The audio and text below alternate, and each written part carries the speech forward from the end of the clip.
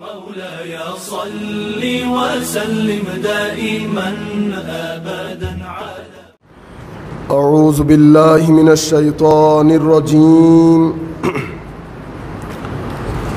بسم الله الرحمن الرحيم. الحمد لله رب العالمين، والعاقبة للمتقين، والصلاة والسلام على سيدنا ومولانا محمد النبي الأمين المكين الكريم الحنين الرؤوف الرحيم، وعلى آله وأصحابه أجمعين. أما بعد، فقد قال الله تعالى عز وجل في القرآن الكريم: بسم الله الرحمن الرحيم. إن الله وملائكته يصلون على النبي يا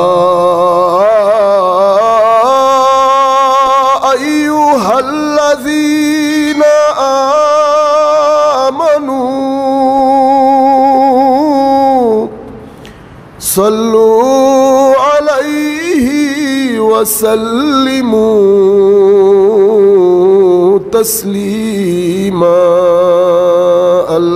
اللهم صل على سيدنا مولانا محمد وعلى آل سيدنا مولانا محمد. اللهم صل على سيدنا مولانا محمد وعلى آل سيدنا مولانا محمد. أكبادنا مجروحة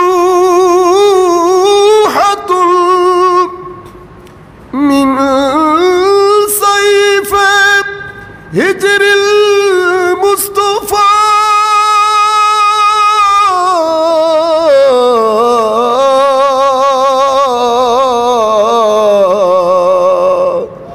طوبى لأهل بلدة فيها النبي المحتشم. اللهم صل على سيدنا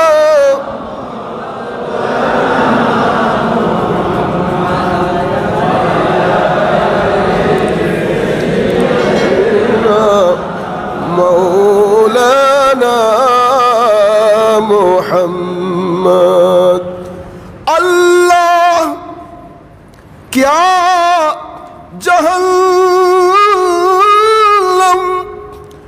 अब भी न सर्द होगा। अल्लाह क्या जहन्नम अब भी न सर्द होगा।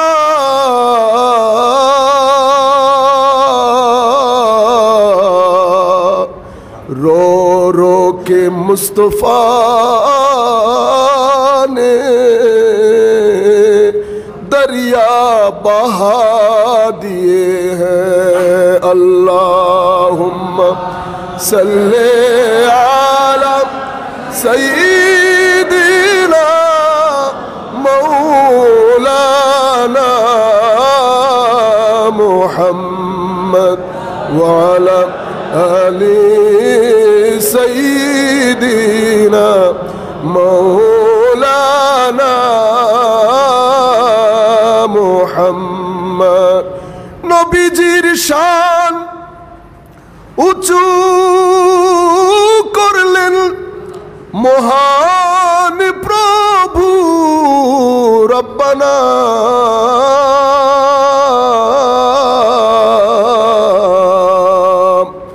ওয়ারাফা'না লাকা যিকরাক, কোরআন পাকের ঘোষণা। আল্লাহুম্মা সাল্লি আলা সাইয়্যিদিনা মাওলানা মুহাম্মদ ওয়া আলা আলি সাইয়্যিদিনা মাওলানা মুহাম্মদ।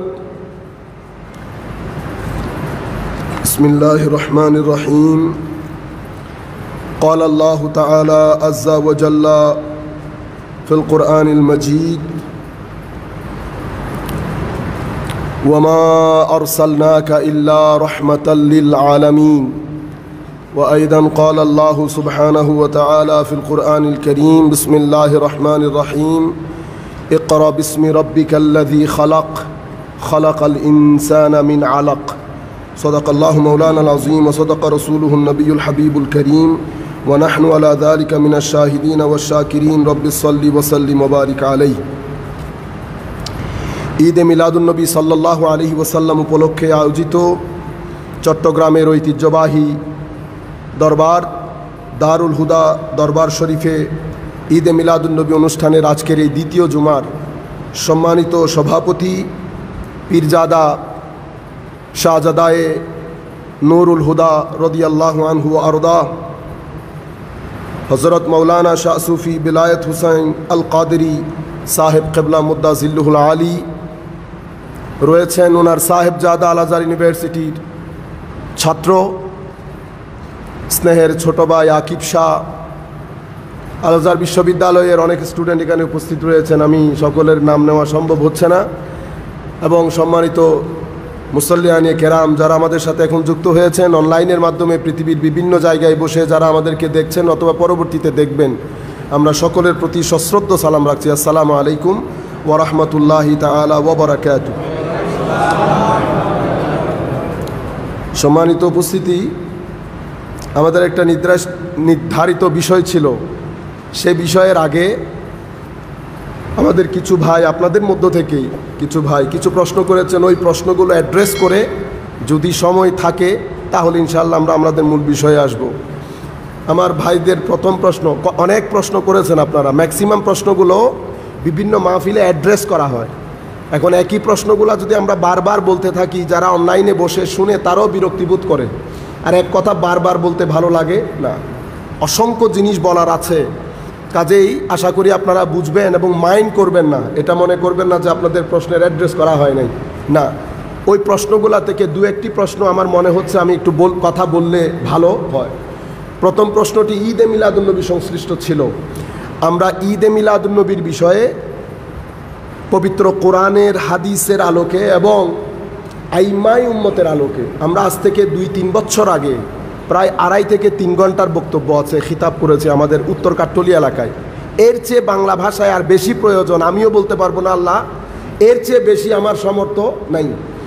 মনে রাখবেন, ঈদে মিলাদুন্নবী এটা কোনো বিতর্কিত বিষয় না। আমাদের মধ্যে আমরা অনেক সময় বুঝে না বুঝে, আমি গত পরশু একই কথা আমির ভান্ডার দরবার শরীফও বলেছি, এখন একই কথা আবার রিপিট করতে হচ্ছে। এটা কোনো বিতর্কিত বিষয় না। আপনি যখন মীমাংসিত একটা বিষয়ে বিতর্ক করতে যাবেন তো আপনার এটা প্রথমে আপনি একটা বড় চরম ভুল করে ফেলেছেন। বাংলাদেশের স্বাধীনতা যুদ্ধ এটা কোনো বিতর্কিত বিষয় না। বাংলাদেশের স্বাধীনতা যুদ্ধ আমাদের অহংকার। এখন 2-3 জন সমাজের মধ্যে আছে না যারা এটা মানে না, তো এখন ওই 2-3 জনের সাথে আপনি যদি বিতর্ক করতে যান তাহলে তো আপনি প্রথমেই হেরে গেলেন। কারণ আপনি একটা মীমাংসিত বিষয়, একটা গর্বের বিষয়কে বিতর্কিত বিষয় করে ফেলেছেন। নাম্বার 1।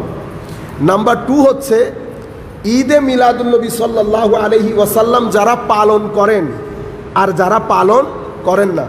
আমি এখন এখানে বসা পর্যন্ত পৃথিবীতে যারা ঈদে মিলাদুন্নবী করেন না তাদের সংখ্যা যদি আমি নির্ধারণ করি, এটা ওই যে মেয়েরা, আমাদের মা বোনেরা রুটি বানায় না, রুটির জন্য আটা থেকে ময়দা খামি করে না, ওই খামিরের মধ্যে সামান্য পরিমাণ লবণ ঢালে।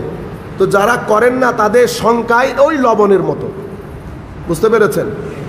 পৃথিবীর আনাচে কানাচে, আপনি পৃথিবীর যেই প্রান্তে যান, যেই প্রান্তেই যান, ঈদে মিলাদুন্নবী সাল্লাল্লাহু আলাইহি ওয়াসাল্লাম পালিত হয়। এখন আমার ভাইয়ের প্রশ্ন হচ্ছে, ইসলামের মধ্যে এই যে পালন করা, এটা কতটুকুন যুক্তিযুক্ত? বুঝতে পেরেছেন? মানে পালনটা, উদযাপন করাটা, এটা ইসলামী শরীয়তের মধ্যে কতটুকুন যুক্তিযুক্ত? ঈদে মিলাদুন্নবী হলে আমি উত্তর করতাম না, যেহেতু উদযাপনের প্রশ্ন আসছে সেই হেতু চিন্তা করে যেটা নিয়ে দু একটি কথা আপনাদেরকে না বললেই নয়। মনে রাখবেন, কারণ এখন হচ্ছে ইনফরমেশনের যুগ, নলেজের যুগ না। আমরা আমাদের ছাত্র ভাইদেরকেও বলবো, এলম এবং মালুমাত দুইটার মধ্যে আসমান আর জমিনের ফারাক। একটা হচ্ছে নলেজ আর একটা হচ্ছে ইনফরমেশন। নলেজ আর ইনফরমেশন এক জিনিস না। আমি যখন 10টা বা 9টার খবর দেখি, বিবিসি, CNN, ন্যাশনাল, ইন্টারন্যাশনাল চ্যানেলগুলো দেখি, তো ওনারা আমাদেরকে যেটা দেন সেটা নলেজ না, ইনফরমেশন দেন। বুঝতে পেরেছেন? আপনি ওখানে বসে থাকলে, মানে আপনি ওই সারা 15-20 বছর যদি নিউজ দেখতে থাকেন, আপনি কোনো একটা সার্টিফিকেট অর্জন করতে পারবেন না, আপনি কোথাও চাকরিও পাবেন না। কারণ ওনারা যেটা দেন সেটা নলেজ না, সেটা ইনফরমেশন, যেটা আমরা আরবিতে বলি মালুমাত। আর আমরা নলেজ বলি এলমকে। তো এলম তো একটা জার্নির নাম, সেটা মূর্খতা থেকে শুরু হয়। আপনি, আপনার সাথে একজন শিক্ষক থাকেন, একটা অ্যাটমসফিয়ার থাকে, সেটা স্কুল, সেটা ইউনিভার্সিটি, বুকস থাকে। কয়টা জিনিস হলো? শিক্ষক, অ্যাটমসফিয়ার, স্কুল এবং বুকস। এই 3টা জিনিস নিয়ে আপনি মূর্খতা থেকে যাত্রা শুরু করেন। এরপরে আপনি ওয়াহাম, শাক, জান। ওয়াহাম মানে হচ্ছে আপনি কিছু জেনেছেন, সামান্য পরিমাণ জ্ঞান, সামান্য। ওই যে ফজর হওয়ার সময় আপনারা যখন মসজিদের মধ্যে আসেন, ঘুটঘুটে অন্ধকার না পুরা দুনিয়া, কোনো কিছু দেখেন না, তো আপনি 2 পা আগে দেন তো 3 পা পেছনে, নিজের হাত নিজে দেখেও মানুষ ভয় পায়। অন্ধকার এত খারাপ জিনিস। যেই আপনি ফজরের নামাজ পড়ে বাসায় ফেরত যান, আলোকিত হয়ে গেছে। 30% আলো আপনি অনেক দূরে দেখতে না পেলেও মোটামুটি দেখতে পাচ্ছেন। তাইলে এটাকে আমরা ওয়াহাম বলি। এর পরবর্তীতে আপনি শাকের মধ্যে আসেন, 50-50। আপনি যখন ঘর একটু দূরে হলে, যখন ঘরে পৌঁছান, মোটামুটি আলোকিত হয়ে যায়, 50-50। কিন্তু এখনো পর্যন্ত ওই আলো আসে না যেটা 12টার সময় আসে। বুঝতে পেরেছেন? এরপরে আপনি জানের মধ্যে 70% নলেজ থাকে, 30% কনফিউশন থাকে। এটাকে এলম বলা হয়। কোরআন বলছে এই জানের মধ্যে থেকেও আপনি হক জানতে পারবেন। ওয়া ইন্না জান্না লা ইউগনি মিনাল হাক্কি শাইআ। জান দিয়ে হককে অনুধাবন করা যায় না। এরপরে আপনি এলমের পর্যায়ে পৌঁছেছেন। যখন আপনি এলমের পর্যায়ে এসেছেন, জাহাল থেকে 15-20 বছর চলে গেছে। আপনি নার্সারিতে গেছেন, কিন্ডারগার্টেন, এরপরে আপনি প্রাইমারি স্কুলে গেছেন, এরপরে আপনি হাই স্কুলে গেছেন, হায়ার সেকেন্ডারিতে গেছেন, কলেজে গেছেন, ইউনিভার্সিটিতে গেছেন। 20 বছর পরে আপনি এলমের মর্যাদায় গিয়ে পৌঁছেছেন। তখন আপনি মোটামুটি জানেন, কিন্তু মানুষকে জানানোর জন্য যতটুকু জানার দরকার ততটুকু জানেন। আপনি বুঝতে পেরেছেন? এটা এলম। এখন যেই বিষয়ে আপনি জ্ঞান অর্জন করেছেন সেই বিষয়ে কিন্তু আপনি চাকরিও পাচ্ছেন। মানুষ বিশ্বাস করছে যে আপনি জানেন, আমি গুগল করলাম কোনো কিছুতে, আমার ভাইদেরকে বলছি, গুগল করলাম, গুগলের মধ্যে আপনি যেটা পেয়েছেন সেটা আপনার জন্য ইনফরমেশন, নলেজ না। কারণ আপনি তার আগে পেছনে এটা কতটুকুন সত্য, কতটুকুন মিথ্যা, কোনো কিছুই তো আপনি জানেন না। এটাকে নলেজ বলে না, এটাকে মালুমাত বলে, ইনফরমেশন। বুঝতে পেরেছেন? তো এই ইনফরমেশনটা আপনাকে নিয়ে যেতে হবে কোনো নলেজেবল পারসনের কাছে। আপনি আপনার মায়ের, ফর এক্সাম্পল, হার্ট সার্জারির বিষয়ে গুগল করে অনেক কিছু জানতে পেরেছেন। এটা আপনি ডিসকাস করবেন হার্ট স্পেশালিস্টের সাথে। আপনি এই সিম্পল জিনিস তো বুঝার, এটা যদি আপনি না বুঝেন, উপর থেকে ফেরেশতা আসলেও আপনাকে বোঝানো সম্ভব না। যদি আমি বই পড়ে সব কিছু বুঝে ফেলতে পারতাম, তাহলে তো পৃথিবীর মেডিকেল কলেজ, ইউনিভার্সিটি, নাসা সব কিছু বন্ধ করে দেওয়া দরকার। নাসায় যারা বিজ্ঞানী, তারা কি কোরআন শরীফ পড়ে? তারা ওই বিজ্ঞান পড়ে যেই বিজ্ঞান আপনি স্কুল কলেজে পড়েছেন। যেই বিজ্ঞান পড়ে আপনি বাংলাদেশের একটা ছোট্ট স্কুলের মধ্যে বিজ্ঞানের শিক্ষক হতে পারেন নাই, একই বিজ্ঞান পড়ে উনি নাসার বিজ্ঞানী হয়েছেন। সমস্যা কোথায় হয়েছে? মাওলায়ে করিম কিছু স্পেশাল মাইন্ড তৈরি করেছেন, স্পেশাল মাইন্ড। কারণ আল্লাহ নিজামে দুনিয়াকে চালাতে হবে। আমার এক ছাত্র আমাকে প্রশ্ন করেছিল যে উস্তাজ, আমি যদি স্রষ্টা হতাম, আপনি দেখেন ছেলেগুলা কোথায় চলে গেছে। আমরা যারা মাদ্রাসায় পড়ি, আমাদেরকে বোঝা দরকার ছেলেদের চিন্তা চেতনা আর আমাদের চিন্তা চেতনার মধ্যে যদি কোনো ফারাক থাকে, আমি ফারাকটা মিটাইতে হবে, নতুবা দ্বীনের দাওয়াত দেওয়া সম্ভব হবে না।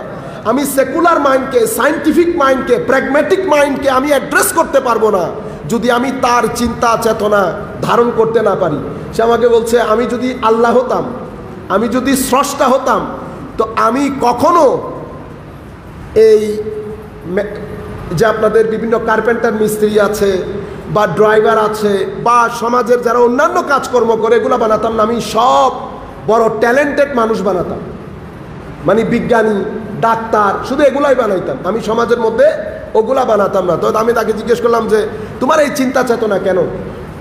ডাক্তারদের লাইফ স্ট্যান্ডার্ড আর একজন নার্সের লাইফ স্ট্যান্ডার্ড এক না। আবার একজন নার্সের লাইফ স্ট্যান্ডার্ড, যিনি দারোয়ান, ওনার লাইফ স্ট্যান্ডার্ড এক না। সুতরাং আমি কি করতাম? সবাইকে ডাক্তার বানাই ফেলতাম। আল্লাহর শুকরিয়া, তুমি স্রষ্টা হও নাই। আল্লাহর শুকরিয়া, তুমি স্রষ্টা হও নাই। যদি তুমি স্রষ্টা হইতা, তো পৃথিবীতে কোনো মেডিকেল কলেজ কাজ করতে পারতো না। তখন সে আমাকে বলছে, কেন কেন? আল্লাহ, একটা মেডিকেলের জন্য একজন দারোয়ান দরকার, একটা নার্স দরকার, সুইপার দরকার। ডাক্তাররা এসে সুইপিং করলে সার্জারি কে করবে? মেডিকেল তো দেওয়াল না, এখানে দেওয়ালের কাজ আছে, ইলেকট্রিসিটির কাজ আছে, জানলার কাজ আছে, এগুলা কে করবে? ডাক্তাররা এসে করবে। তখন আমি তাকে বললাম, বেটা, নিজামে দুনিয়াকে পরিচালনার জন্য সব ধরনের লোক দরকার। এখানে যত ধরনের লোক দরকার, আল্লাহ রাব্বুল আলামিন অত ধরনের মাইন্ডসেট বানিয়েছেন। কিন্তু নিজামে দুনিয়ার এই স্ট্যান্ডার্ডকে বেস করে আখিরাতের বিচার রাখেন নাই আল্লাহ। মানে তুমি ডাক্তার হিসাবে পাস, আরেকজন সুইপার হিসাবে ফেইল, ঘটনা এরকম না। দুনিয়া পরিচালনার জন্য এখানে স্ট্যান্ডার্ডের মধ্যে ফারাক আছে, এক একজনের লাইফস্টাইল, লেভেল অফ স্ট্যান্ডার্ড ফারাক আছে। কিন্তু আখিরাতের নাজাতের ক্ষেত্রে আল্লাহ কি বলেছেন? এখানে I don't care whether you are doctor or sweeper, whether you are a professor or sweeper, I don't care. এখানে পাস ফেল নির্ভর করবে তোমার তাকওয়া পরহেজগারির উপর, তোমার তাকওয়া পরহেজগারির উপর। আমার ড্রাইভার দুনিয়ায় থাকতে সে আমাকে প্রটোকল দিত না। এখন আখিরাতের মধ্যে এটা হবে না যে এটা তোমার ড্রাইভার, তুমি পরে আসো, খেলা এটা নাই, পরে দেখা যাবে। আমি হিসাব নিকাশ করতে করতে তার 20 বছর আগে সে জান্নাতে গিয়ে হার্টটা ফ্রেশ হয়ে খায়া দেয় ঘুমাই পড়ছে। সেই জন্য আমি এখানে আরেকটা প্রশ্নের উত্তর দিয়ে দেই। যেহেতু এখানে অনেক মনে হচ্ছে অনেক কলেজ ইউনিভার্সিটির ছেলেরাও আছেন, আমরা সবসময় বলি না সব দুঃখ গরিবের, সব দুঃখ গরিবের। আপনার ওয়েদার খারাপ হয়, আর্থকুইক হয়, বন্যা, সব কিছু যেন গরিবের জন্য। আল্লাহ কি শুধু পয়সাওয়ালাদের আল্লাহ? সাফারিংসগুলো দেখেন, রিক্সা ড্রাইভার যখন খড় তাপের মধ্যে রিক্সা চালান, ওনার মনের মধ্যে একটা করে না যে গরিব হওয়ার কারণে আজকে আমার এই, মানে গরিব হওয়া একটা অভিশাপ। তো আমাদের এইটিস্ট যারা, মানে আমাদের যারা ধর্মকে অপছন্দ করেন, তারা এটাকে সমালোচনার কেন্দ্রবিন্দু করেন যে আল্লাহ আসলে সুবিচারক না, সুবিচারক হলে এই ঘটনাটা ঘটতো না। সমস্যা হচ্ছে দুনিয়াকে আল্লাহ জাস্টিসের উপর বানান নাই, দুনিয়া বানিয়েছেন পরীক্ষার জন্য। এই দুনিয়া হচ্ছে দারুল ইবতিলা, এটাকে আল্লাহ সুবিচারের উপর বানান নাই, সুবিচারের উপর আখিরাত বানিয়েছেন। দুনিয়াকে বানিয়েছেন পরীক্ষার জন্য। এখানে দুই ধরনের পরীক্ষা, কেউ সবরের পরীক্ষা দিচ্ছে, কেউ শুকরের পরীক্ষা দিচ্ছে। আমার রিক্সাওয়ালা ভাই যিনি, উনি সবরের পরীক্ষা দিচ্ছেন, আর যিনি রিক্সাতে চড়ে চৌধুরী হয়েছেন উনি শুকরের পরীক্ষা দিচ্ছেন। আল্লাহ দেখতে চাচ্ছেন আমার বান্দা যারা, আমি যাদের কাছ থেকে সবরের পরীক্ষা নিচ্ছি তারা কতটুকু পাস করছে, আর যাদের কাছ থেকে শুকরের পরীক্ষা নিচ্ছি তারা কতটুকু পাস করছেন। তো আল্লাহ আখিরাত বানিয়েছেন সবর এবং শুকরের পরীক্ষায় যারা পাস করবে আখিরাত তাদের জন্য। তাহলে দুনিয়া হচ্ছে দারুল ইবতিলা, পরীক্ষাগার। তো পরীক্ষাটার জন্য আল্লাহ এখানে সুবিচারের উপর দুনিয়ার নিজাম বানান নাই, আখিরাতকে সুবিচারের উপর বানিয়েছেন। এক রত্তি বরাবর যদি ভালো কাজ কেউ করে থাকেন সেখানে অবিচার করা হবে না, সুবিচার করা হবে। এখন আপনারা প্রশ্ন করতে পারেন সবরের পরীক্ষা কঠিন না শুকরের পরীক্ষা কঠিন? আপনারা মনে করবেন না না না না না না, সবরের পরীক্ষা একেবারে সহজ শুকরের পরীক্ষার চেয়ে। কারণ যেই ব্যক্তি সবরের পরীক্ষা দিচ্ছে সে 2 মিনিট পর পর কি বলে? আল্লাহ আমারে পাইছো, আল্লাহ। 2 মিনিট পর পর। শুকরের পরীক্ষা হায় হায় হায়। আপনার আশপাশ দেখেন, সামান্য টাকা আসার পরে যেই ব্যক্তি পাঞ্জেগানা নামাজ পড়তো মসজিদে আর আসে? মসজিদে আসা বন্ধ হয়ে যায়, ক্লাবের দরজা খুলে যায় না, মিথ্যা, মানুষকে ধোকাবাজি, ইদার উদার সব কিছু হচ্ছে না। শুকরের পরীক্ষা অনেক টাফ। শুকরের পরীক্ষা ম্যাক্সিমাম লোক ফেল হয়ে যায়, ইল্লা মাশাআল্লাহ, আল্লাহ যাদের উপর দয়া করেন। কিন্তু বেশিরভাগ লোক এই জায়গায় এসে ফেল করে ফেলে। আপনারা আশেপাশে দেখেন, আপনারা যেটা মনে করেন, সবাই যেখানে জিজ্ঞেস করি সবরের পরীক্ষা কঠিন না শুকরের পরীক্ষা কঠিন, এক বাক্যে সবাই বলে সবরের পরীক্ষা বেশি কঠিন। আল্লাহর ইজ্জতের কসম, সবরের পরীক্ষা অনেক সহজ। মাওলা আপনাদেরকে কষ্ট দেন ঠিকই, কিন্তু প্রতি জায়গায় আমরা যখন দুঃখে পড়ি ভিতর থেকে একটা আওয়াজ আসে না, আল্লাহ সাহায্য করো, আল্লাহ সাহায্য করো, আল্লাহ সাহায্য করো। কিন্তু শুকরের পরীক্ষা যারা দেন, শুকর এমন একটা জিনিস, একটা পর্যায়ে গিয়ে উনি যে আল্লাহর বান্দা এবং উনাকে যে দুনিয়া থেকে যাইতে হবে, মৃত্যু নামী যে একটা জিনিস আছে, এটাই সব কিছু ভুলে বসে থাকে, সব কিছু ভুলে বসে থাকে। এই কারণে মন খারাপ করার কোনো সুযোগ নাই। আমি আপনাদেরকে যেটা বলতে চাচ্ছিলাম, তো নিজামে দুনিয়া পরিচালনার জন্য এখানে আমি মসজিদ বানাবো। মসজিদের শুধু ইমাম বানালে হবে? মসজিদের বিল্ডিং লাগবে, মসজিদের আর্কিটেক্ট লাগবে, মসজিদের জানলা লাগবে, দরজা লাগবে, টাইলস লাগবে, আপনার কি বলে ইলেকট্রিসিটি লাগবে। কত ধরনের লোক আপনার প্রয়োজন। এক ব্যক্তি সব কাজ করতে পারবে? পারবে না। তো যত ধরনের লোক আল্লাহ রাব্বুল আলামিন তত ধরনের মাইন্ডসেট বানিয়েছে। এই জিনিসটা আমি যখন প্রথম ইংল্যান্ডে যাই, তো আমাদের আবর্জনা কালেক্ট করতে আসে। আমি মনে করেছি এটা আমাদের লোকজন করবে অথবা আফ্রিকান গরিব লোকজন করবে। আমি জানলা দিয়ে দেখলাম 3 ব্যক্তি, 3 জনই ইউরোপিয়ান, ইংলিশ, হোয়াইট। আমি তাদের দিকে তাকায় আছি, আমি চিন্তা করলাম পুরো পৃথিবী থেকে লক্ষ লক্ষ টাকা খরচ করে মানুষ এখানে পড়তে আসে, তোমরা পড়লে অসুবিধা কি হইতো? এই আবর্জনাগুলো কালেক্ট করছে। আচ্ছা, শুধু যে কালেক্ট করছে তা না, তারা এনজয় করে করে কালেক্ট করছে, হাসছে তারা, মানে এটার উপর। পরে আমি চিন্তা করলাম আলহামদুলিল্লাহ রাব্বিল আলামিন, আল্লাহু আকবার, মাওলায়ে করিম যত ধরনের মানুষ দরকার তত ধরনের মাইন্ডসেট বানিয়েছেন। প্রত্যেক মানুষ নিজের দুনিয়া নিয়ে খুশি, নিজের দুনিয়া নিয়ে খুশি। আমি আপনাদেরকে যেটা বলতে চাচ্ছিলাম, তো নাসার জন্য আল্লাহুম্মা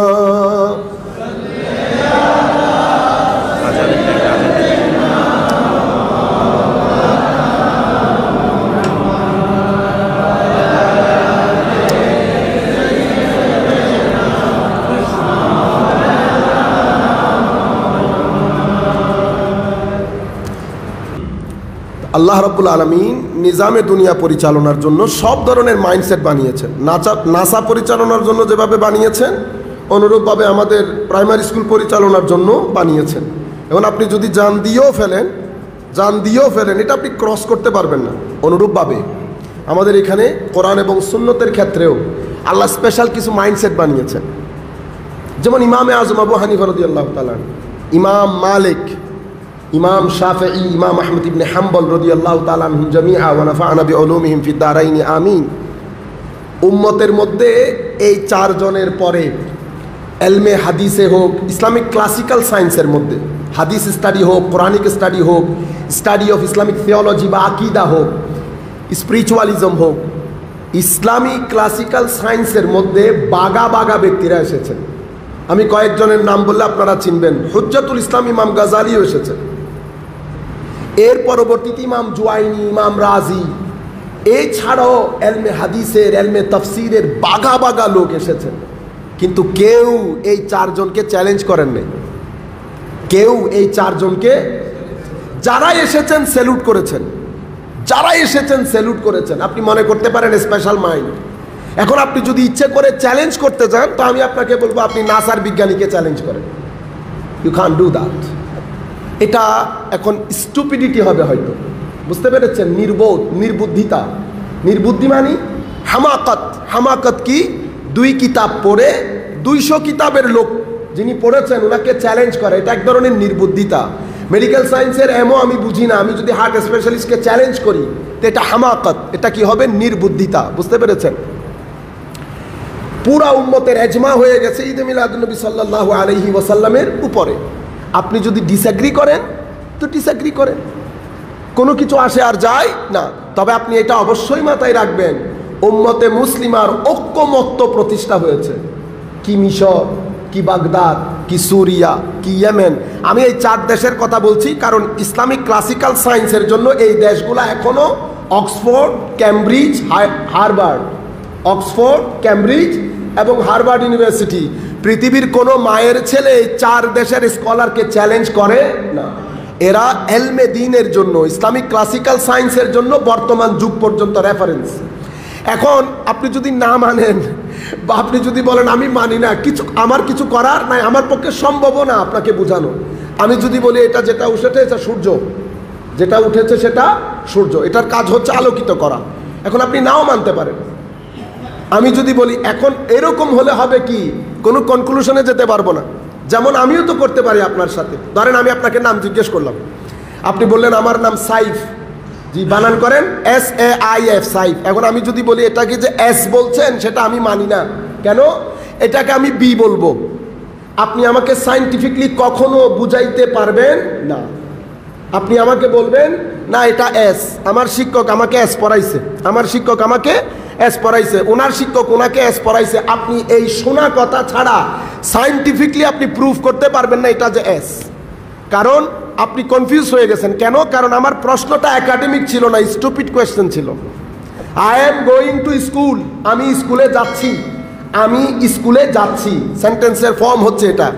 এখন আমি যদি আপনাকে চ্যালেঞ্জ করি যে এরকম আমি বলবো না, তো কীরকম বলবেন?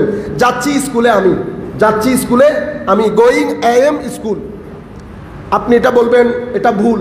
আমি বললাম কেন ভুল? আপনি বলবেন গ্রামাটিক্যালি রং, ব্যাকরণের দৃষ্টিতে ভুল। এখন আমি যদি আপনাকে জিজ্ঞেস করি ব্যাকরণ কি, আমি ব্যাকরণ মানি না, আপনি বিশ্বাস করেন বিজ্ঞান দিয়ে আমাকে কখনো বুঝাইতে পারবেন না। আপনি কি বলবেন? না না, এটা তো আমাদের সমাজের মধ্যে এভাবেই প্রচলিত, আমার শিক্ষককে ওনার শিক্ষক এটাই শিখিয়েছেন, ওনার শিক্ষককে ওনার শিক্ষক এটাই শিখিয়েছেন। আপনি এই শিক্ষক করতে করতে পরে দেখবেন যে আপনি জেনারেশন টু জেনারেশন এটাই শুনে শুনে আসছেন, চ্যালেঞ্জ করার কোনো সুযোগ নাই। আপনি যেমন এক ভদ্রলোক বলেছেন যে মানে আল্লাহ রাব্বুল আলামিন for example such a great creator, বা how come I can't see him, আমি তো শুনে বিশ্বাস করব না, I have to see him, আমাকে দেখতে হবে, দেখে বিশ্বাস করব। এখন প্রশ্নগুলা অনেক টাচিং, অ্যাড্রেস করে মানুষকে কনভিন্স করে ফেলে। কথা তো ঠিক, না দেখে কেন বিশ্বাস করব, ঠিক না? তো আমাদের যারা ইউথ আছেন, কলেজ বিশ্ববিদ্যালয়ে পড়েন, ওনারা খুব দ্রুত এগুলাকে ক্যাচ করে নেন। ধরেন আপনি আরজ আলী মাতুব্বর পড়েছেন, ডক্টর হুমায়ুন আজাদ পড়েছেন, পড়ে আপনি এক পেশে প্রশ্ন শুনেছেন, অন্য পাশ শুনেন নাই। আপনি এক পেশে প্রশ্ন শুনে, এটা শুধু এই ক্ষেত্রে না, সব ক্ষেত্রে, সব ক্ষেত্রে আপনি এক ধরনের কথা শুনেছেন, এটা বেদাত, এটা বিদাত, এটা বিদাত, বস আপনি ধরেই নিয়েছেন সব বেদাত। এটা হচ্ছে ওয়ান সাইড, এটা মাইন্ডসেট, এটা বলয়।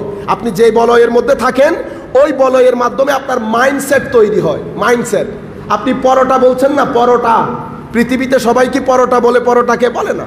আপনি যেই বলয়ের মধ্যে থাকেন ওই বলয়ের লোক, এটাকে পরোটা বলে, এই জন্য আপনি পরোটা বলছেন।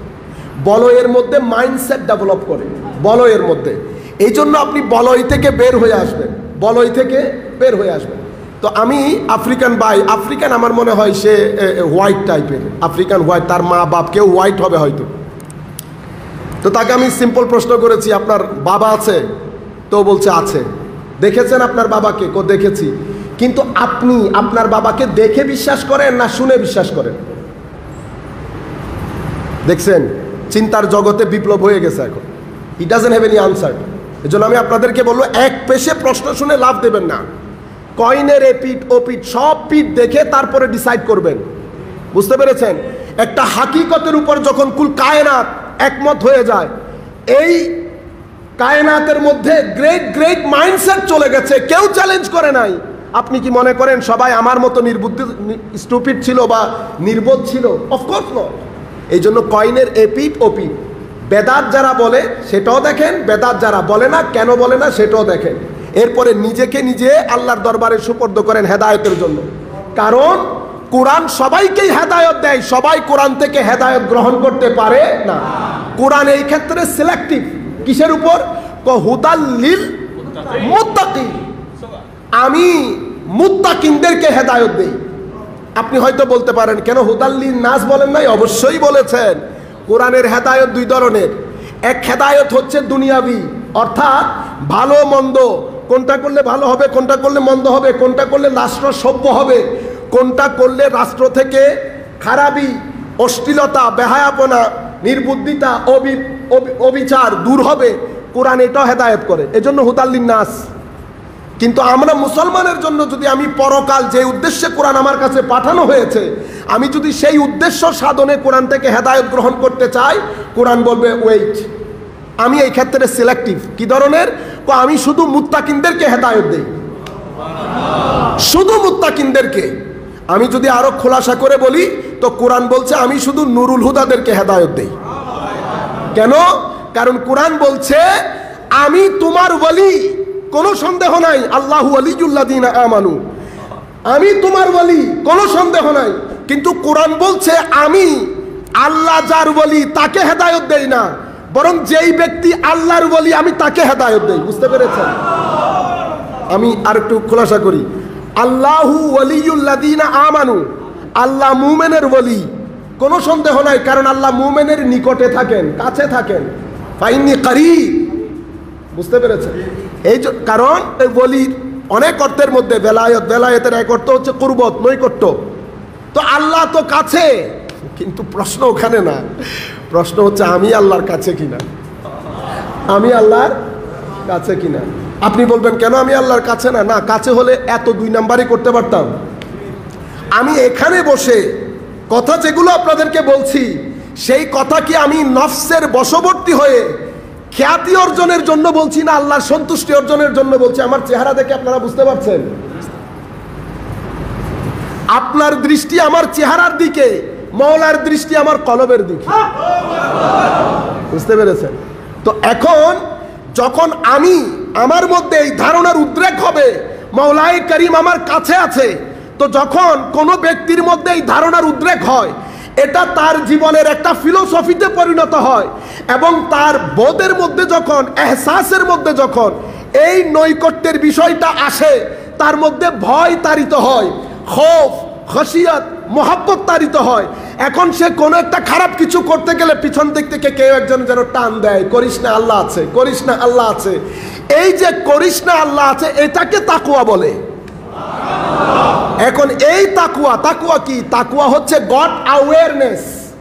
আপনাকে একটা অ্যাওয়ারনেস দিয়েছে, আপনার মধ্যে একটা সচেতনতা ডেভেলপ করেছে। আপনি কোনো এক খারাপ কিছু করতে চাইলে পিছন থেকে টান দেয়, বান্দা করিস না, আল্লাহ আছেন, আল্লাহ আছে, আল্লাহ আছে। করতে করতে করতে করতে এই ব্যক্তিগুলার জিন্দেগি থেকে আবার ফজরের মধ্যে আসেন। শুরু যখন করেছে তখন 5টা, একটু আলো, বেশিরভাগ অন্ধকার। বান্দা যাত্রা শুরু করেছে। এরপরে আলো খুলতে গেছে, অন্ধকার দূরীভূত হতে গেছে, আলো খুলতে গেছে, অন্ধকার দূরীভূত হতে গেছে। 12টার সময় যখন হয়েছে, এখানে আর অন্ধকার নাই, আলোতেই পরিণত হয়েছে। এটাকেই বেলায়েত বলে। এই অন্ধকার কলব থেকে যখন দূরীভূত হয়ে যায়, তো কেন হয় দূরীভূত? মাওলাই করিম ডাক দিয়ে বলেন, আমার বান্দা যখন আমি নিকটে আছি এই বিষয়টা তার অন্তরে ধারণ করে আমাকে সন্তুষ্টির জন্য লেগে যায়, যা আমি পছন্দ করি তা থেকে বিরত থাকে, তো আমি তার অন্তরের মধ্যে একটা নূর দান করি। আফামান শারাহাল্লাহু সাদরাহু লিল ইসলাম ফাহুয়া আলা নূরিম মির রাব্বি। তো আমি নূর দান করার পরে তার অন্তর্জগৎ আলোকিত হয়। যখন তার অন্তর্জগৎ আলোকিত হয়, আলোকিত হতে হতে হতে 12টা সময় যেভাবে অন্ধকার দূরীভূত হয়ে সব জায়গায় আলোতে আলোকিত হয়, তো সেই সময় যখন হয় আমি তাকে আমার ওলি হিসেবে গ্রহণ করি।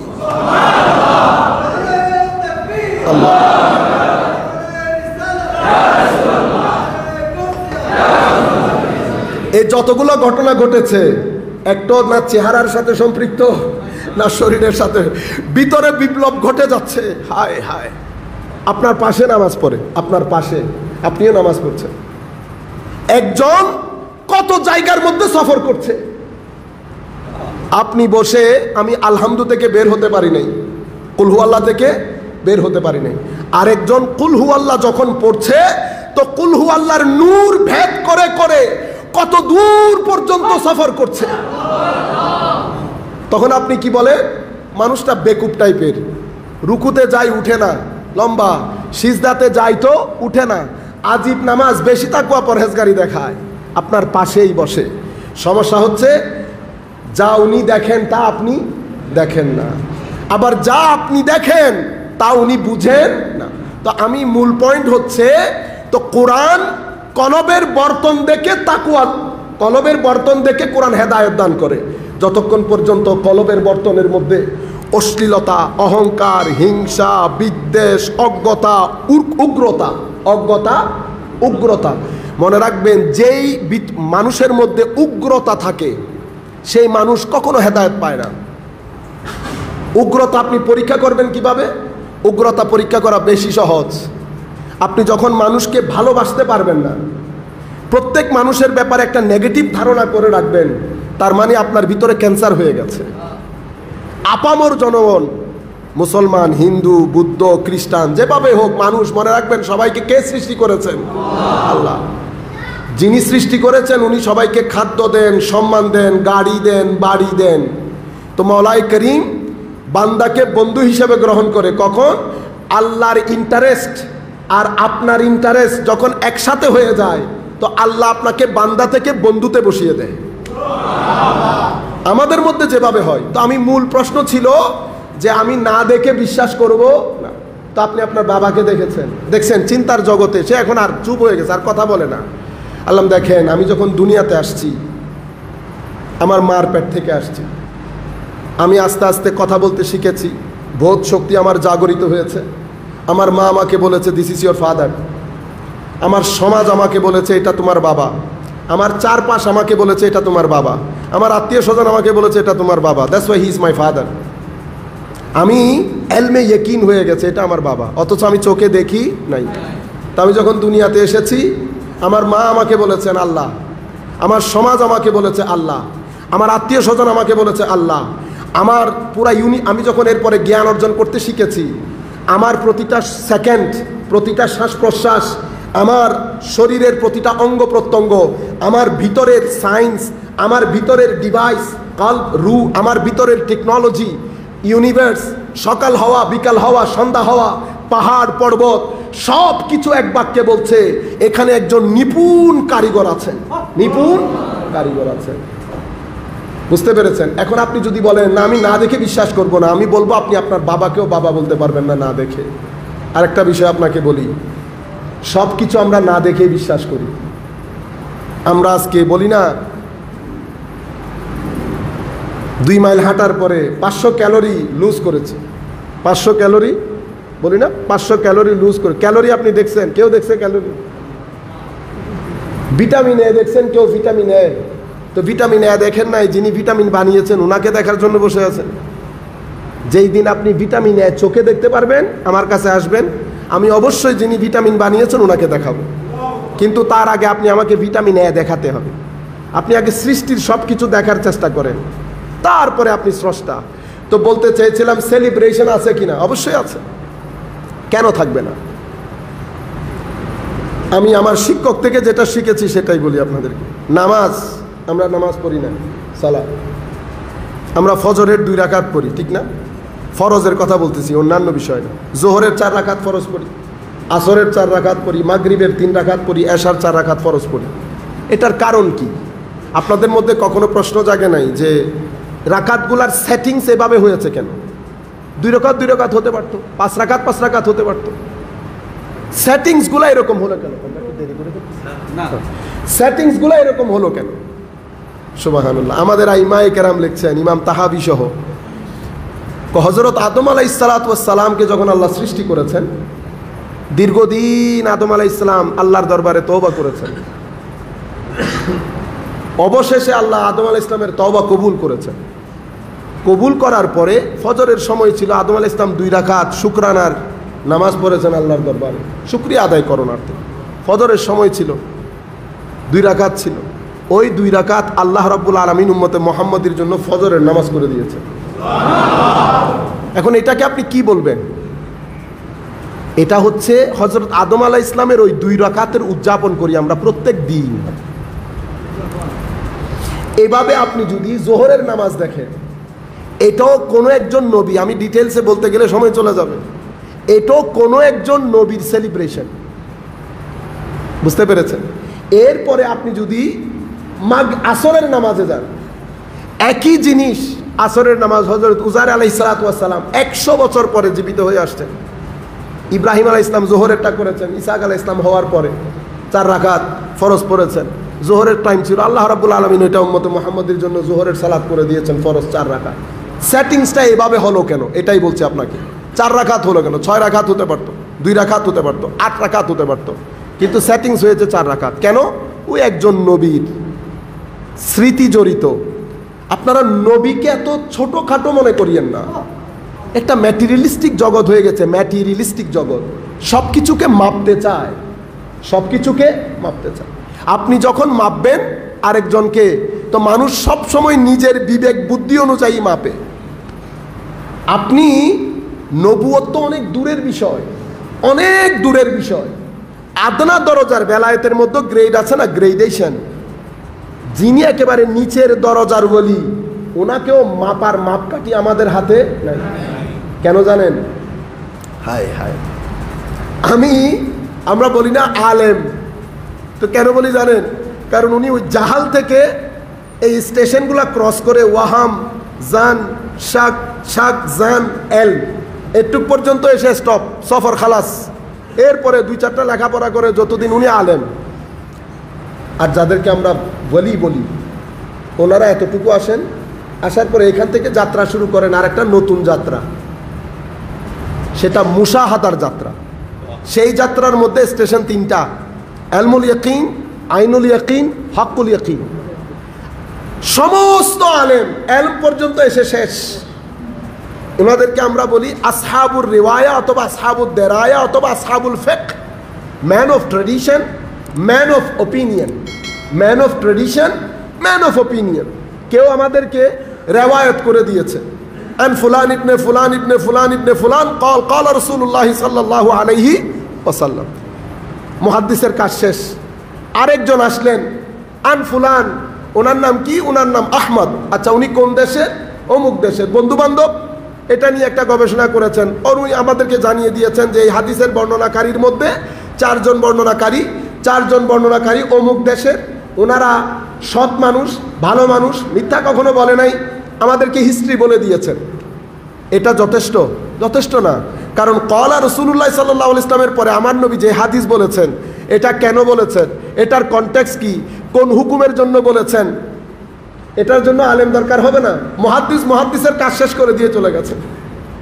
এখানে আসহাবুল ফিকহ, ইসলামিক জুরিস্ট যাদেরকে আমরা বলি, ফকি যাদেরকে বলি, মুফতি, উনি বসে গেছেন। উনি এখান থেকে হুকুমগুলা নিয়ে উম্মতকে আগে করে দিয়েছেন। আরেক দল রয়ে গেছে। ওনারা কারা? ইমাম তুসি তাসাউফের অন্যতম একটা বিখ্যাত কিতাব, ইসলামিক স্পিরিচুয়ালিজমের আল-লুমআ। এগুলা হচ্ছে, আপনি মনে করতে পারেন যে ইন্টারন্যাশনালি অ্যাকনলেজড ইন্টারন্যাশনালি রিকগনাইজড, এবং যেই সমস্ত পুস্তককে ইসলামের স্পিরিচুয়ালিটির জন্য মার্জা হিসাবে ধরা হয়, যেগুলা পড়ে ইমাম গাজ্জালির ব্যক্তি জীবনের মধ্যে রেভলিউশন তৈরি হয়েছে, এবং যেগুলা পড়ে ইমাম গাজ্জালি জীবনের শেষ দিকে গিয়ে আবার নিজেকে নতুন করে আবিষ্কার করে হুজ্জাতুল ইসলাম হয়েছেন, হুজ্জাতুল ইসলাম হয়েছেন ইমাম গাজ্জালি রহমতুল্লাহি আলাইহি। ইমাম তুসি লুমার মধ্যে বলছে এরা হচ্ছে আসহাবুর রিওয়ায়া। আর ওই এলম থেকে এসে আবার আরেক যাত্রা শুরু হয়েছে। সেই যাত্রা হচ্ছে, এতদিন আমি কলা রাসূলুল্লাহ সাল্লাল্লাহু আলাইহি ওয়াসাল্লাম পড়েছি, কিন্তু আমি দেখি নাই, আমি দেখতে চাই। তো দেখতে চাইলে এই দুই চোখ দিয়ে তো দেখা সম্ভব না। যে হায়াত, যে জীবন আপনি যাপন করছেন, ওই জীবন বা হায়াত দিয়েও দেখা সম্ভব না।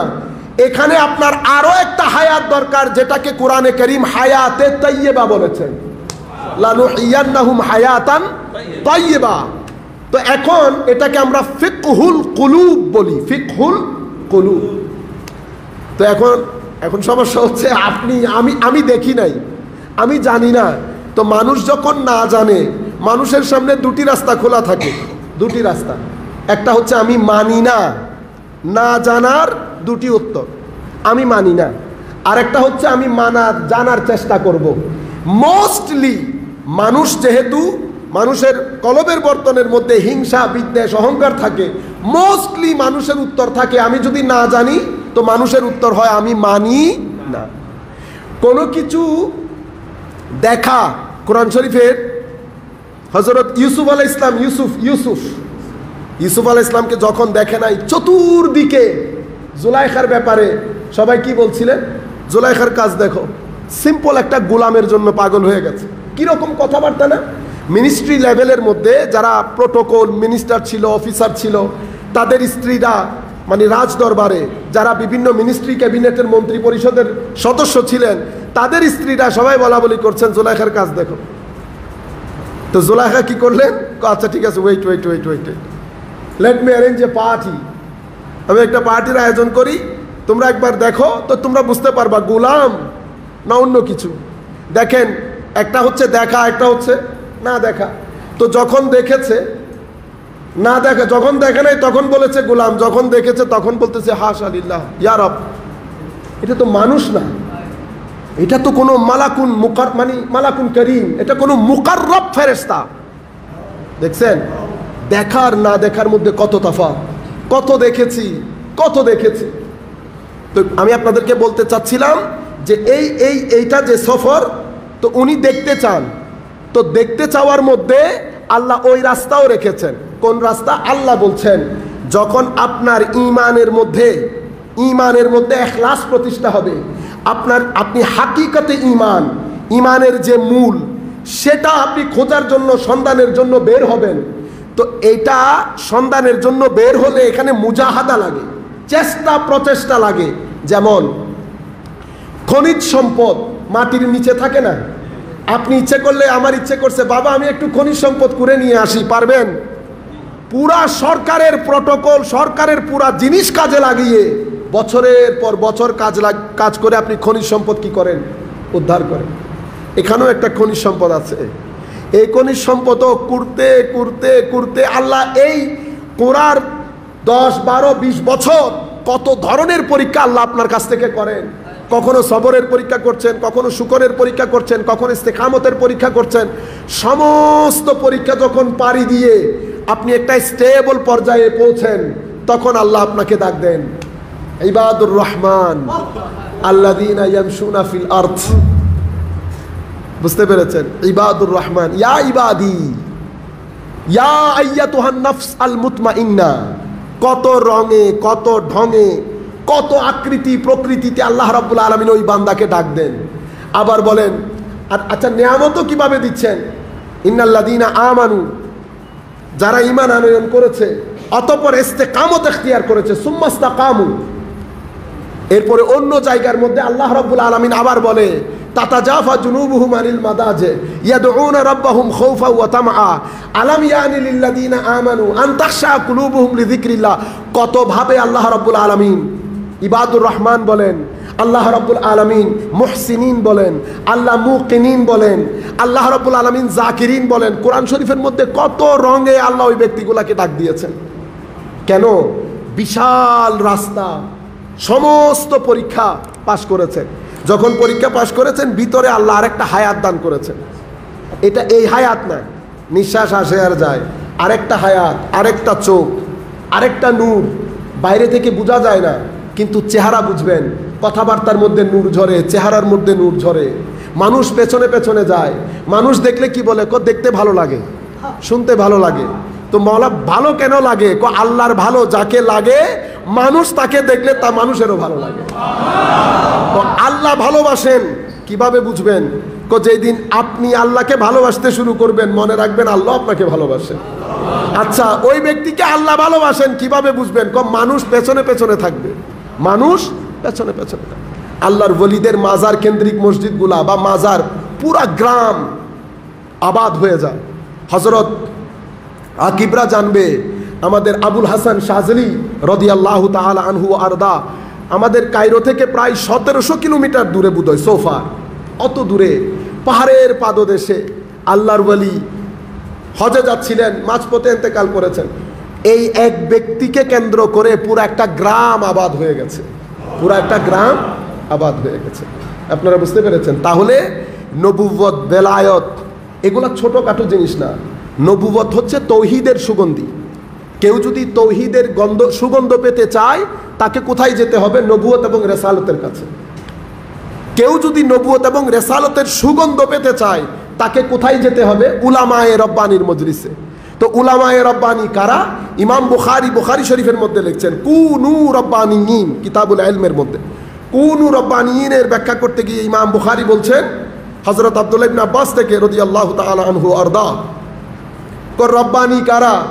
হুলামাউ ফুকাহা, হুলামাউ ফুকাহা, যাদের মেজাজের মধ্যে হালিম, আর এলমের মধ্যে যাদের আন্ডারস্ট্যান্ডিং, ডিপ আন্ডারস্ট্যান্ডিং, ফকিহ মানে অনেক বেশি জ্ঞানের মালিক এবং অনেক বেশি ভদ্র, তারা হচ্ছে আলেমে রব্বানি। তো আলেমে রব্বানি কারা? ভেলায়ত যাদেরকে দেওয়া হয়েছে তারা।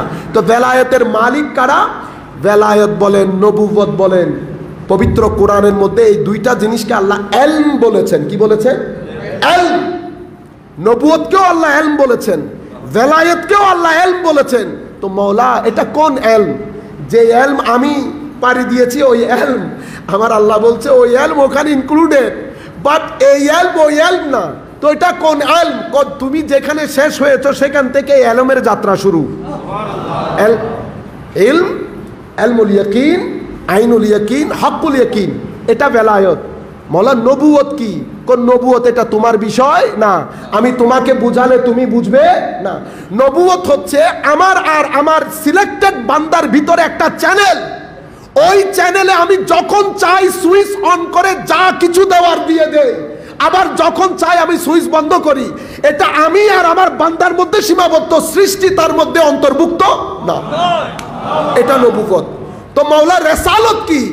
আমি যখন কোন নবীকে চাই যে আমি যেই নবুয়তের সর চশমা তোমাকে দিয়েছি, তোর মধ্যে কিছু জিনিস তুমি আমার বান্দাদের সাথে শেয়ার করো, তো আমি যখন মাঝখানে টেনে বান্দাদেরকে নিয়ে আসি, তো নবুয়ত রেসালতে পরিণত হয়। নবুয়ত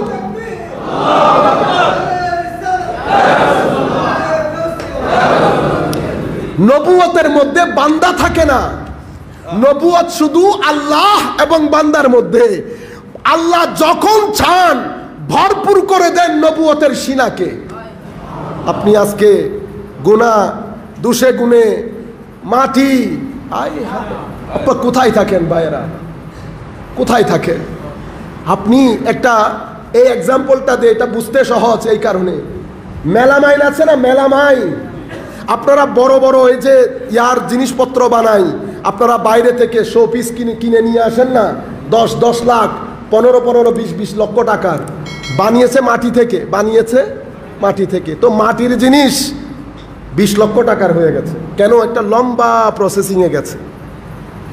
প্রসেসিং হতে হতে হতে হতে হতে হতে হতে 20 লক্ষ টাকার জিনিস এখন ওইটা দিয়ে আপনি ঘর সাজিয়ে রাখেন। অথচ বালি পড়লে আপনি 2 জন মানুষ রেখেছেন এটা পরিষ্কার করার জন্য। মাটির বালিগুলা গর্তে পরিষ্কার করার জন্য 10 জন মানুষ কাজ করছে, আর এটাকে দোকান থেকে কিনে নিয়ে এসেছেন, শো পিস করেছেন। দুইটার মধ্যে ফারাক কি? কয় এটা প্রসেসড, এটা প্রসেস। মনে রাখবেন, আম্বিয়ায়ে কেরাম, নবুয়ত আল্লাহ এবং আল্লাহর ওই সিলেক্টেড বান্দার মধ্যে। সেজন্য আল্লাহ বলছেন আল্লাহু ইয়াজতাবি, আল্লাহ পছন্দ করে নেন। আরেক জায়গায় বলছে আল্লাহু ইয়াখতাসসু বিরহমাতিহি মান ইয়াশা, আল্লাহ আল্লাহর বান্দাদের মধ্য থেকে নিজ ইচ্ছা অনুযায়ী যাকে চান আল্লাহ সিলেক্টেড করে নেন কথা বলার জন্য। তো নবুয়ত হচ্ছে বান্দার আল্লাহর মধ্যে কথোপকথন। আল্লাহর কথা বলতে ইচ্ছে করে আল্লাহ আল্লাহর নবীর সাথে বলে, বান্দা এখানে ইনভলভ না। কিন্তু যখন আল্লাহর ইচ্ছে হয় আমার বান্দারাও ইনভলভ হোক, তখন আল্লাহ কি করেন? নবুয়তকে রেসালতে পরিণত করেন, যে আমি যা কিছু দিয়েছি তার মধ্যে কিছু জিনিস একটু ট্রান্সফার করে দাও, তো নবী রসুল হয়ে যায়। এই জন্য আল্লাযীনা ইয়াত্তাবিউনার রাসূল আন নবী আল উম্মি, একই আয়াতের মধ্যে, যারা অনুসরণ করে রসুলের। তো রসুল আগে আসছে কেন? কারণ নবীর অনুসরণ করা যায় না, রসুলের অনুসরণ করা যায়। কারণ নবী আল্লাহ এবং আল্লাহর ওই সিলেক্টেড বান্দা, এখানে মাঝখানে কেউ নাই। সেই জন্য রসুল সামনে এসেছে মাদ্রাসা ছাত্রদেরকে বিশেষ করে। এরপরে নবী এসেছে, কারণ রসুল হতে হলে অবশ্যই নবী হতে হবে। কারণ ওই সিনাকে আল্লাহ এশক মারেফতে খুদাবন্দির পুরা ইউনিভার্স বানিয়ে দিয়েছে, তোর মধ্যে সেখান থেকে সামান্য কিছু সৃষ্টির মধ্যে বন্টন করে দিয়েছে। তো রসুল, অতঃপর নবী, এরপরে উম্মি বলেছেন। এখন আপনি উম্মি বলছেন কি কোন? নিরক্ষর। ইন্না লিল্লাহি ওয়া ইন্না ইলাইহি রাজিউন। আমি এই বিষয়ে যেহেতু বিস্তারিত খিতাব হবে পরে, আমি এই জন্য এইটা এখানে ডিল করছি না, শুধু আপনাদেরকে একটা অ্যাড্রেস করে যাচ্ছি। একটু আপনি জোর খাটিয়ে দেখেন উম্মির সাথে রসুল, রসুলের সাথে নবী, আয়াতের কনটেক্সট যায় কিনা, একটার সাথে একটা মিলে কি না। যাই হোক, তো আমি আপনাদেরকে বলতে চাচ্ছি নবুয়ত অনেক বড় বিষয়, সুতরাং এটাকে আপনারা ছোটখাটো মনে করিয়েন না। সেই কারণে এই নবীদের কর্মকে আল্লাহ রাব্বুল আলামিন সেলিব্রেট করে দিয়েছেন। সেলিব্রেশন। হযরত উজাইর আলাইহিস সালামের 100 বছর পরে জীবিত হয়ে এসেছেন, আসরের নামাজ আদায় করে, মানে আসরের ওয়াক্ত ছিল, 4 রাকাত নফল আদায় করেছেন। ওইটা উম্মতে মুহাম্মাদির জন্য 4 রাকাত আসরের ফরজ করে দেওয়া হয়েছে। মাগরিব, 2টা রিওয়ায়াত আছে, আমি আইয়ুব আলাইহিস সালামেরটাই বলি।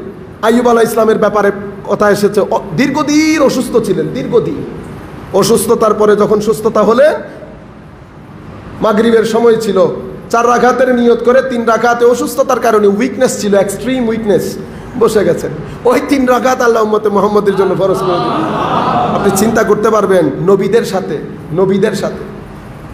নবুয়ত। সেই কারণে আল্লাহ কোরআন শরীফের মধ্যে বলেছেন ইন্নাল্লাহা ওয়া মালাইকাতাহু ইসাল্লুনা আলার রাসূল আলার নবী। কেন? কারণ রসুল তো আমার নবী, যেই দিন থেকে প্রচার করছেন সেই দিন থেকে রসুল, আর নবী তো নবী হয়েছেন যেই দিন বানিয়েছেন সেই দিন। সেই জন্য কোরআন শরীফের মধ্যে আল্লাহ রাব্বুল আলামিন যখন বলছেন ওয়াইজ আখাযাল্লাহু মিসাকান, দেখছেন, আমি সব সময় চিন্তা করতাম মওলা এখানে নবী বলেছেন কেন, রসুল কেন বলেন নাই। আল্লাহর তখন বয়সও ছোট ছিল, বুঝতে পারি নাই। আল্লাহ রাব্বুল আলামিন পরবর্তীতে, যাই হোক, তো বলতে যেটা চাচ্ছিলাম, ওয়াইজ আখাযাল্লাহু মিসাকান নবিয়্যিন, আমি নবীদের থেকে মিসাক নিয়েছি।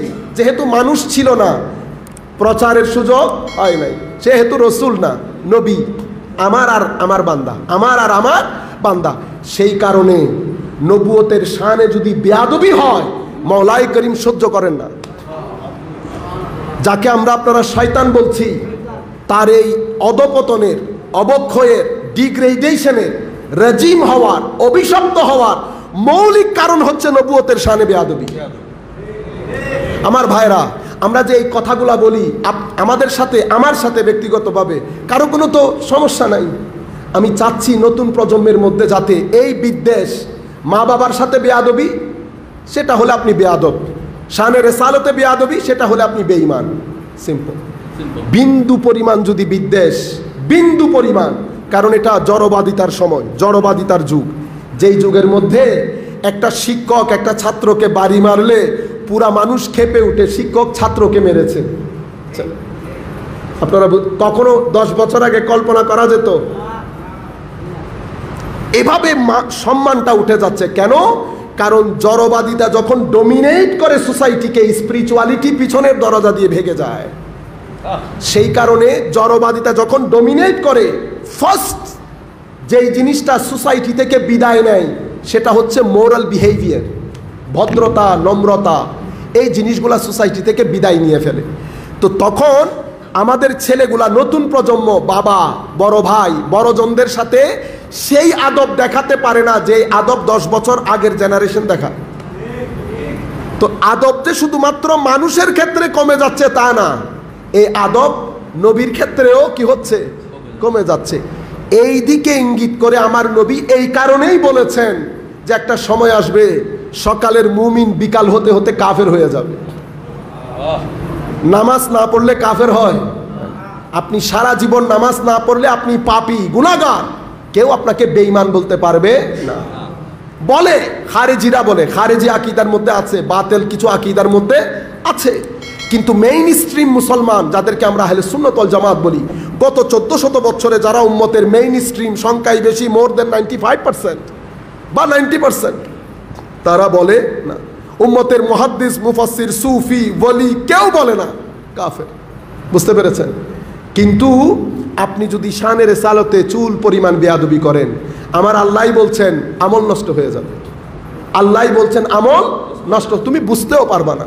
সেই জন্য আমার যুব সমাজ এবং বিশেষ করে অনলাইন মিডিয়ার মাধ্যমে যারা যেখান থেকে বসে দেখছেন, শুনছেন, আমরা এই গত 1.5-2 সপ্তাহের মধ্যে 2-3টা পয়েন্টের উপর অনেক বেশি জোর দিচ্ছি। আমাদের চাওয়া একটা, এই পরন্তির যুগে আমাদের যুব সমাজের অন্তরে যাতে এশকে রসুলের আগুন লেগে যায়, হব্বে মুস্তাফার আগুন লেগে যায়, আদবে রসুলের আগুন লেগে যায়। মনে রাখবেন, সব কিছুর মধ্যে আল্লাহ কম্প্রোমাইজ আপনাকে রহমত করে দিবেন। একটা জায়গার মধ্যে মাওলায়ে করিম বলছে, হাবিব আপনি 100 বার যদি ক্ষমা চান, আমি এই বেয়াদবকে ক্ষমা করতে পারবো না, আমি ক্ষমা করব না। আমার ভাইয়েরা বলে, দেখছো রসুলের পাককে আল্লাহ বলেছে 100 বার ক্ষমা চাইলেও ক্ষমা করবে না, রসুলের দোয়া কবুল হয় নাই। দেখছেন অবস্থা? এটা উম্মতের কথা। অথচ যেই ব্যক্তিকে আল্লাহ ক্ষমা করবেন না বলছেন, সেই ব্যক্তি কখনো আল্লাহকে অস্বীকার করেন নাই।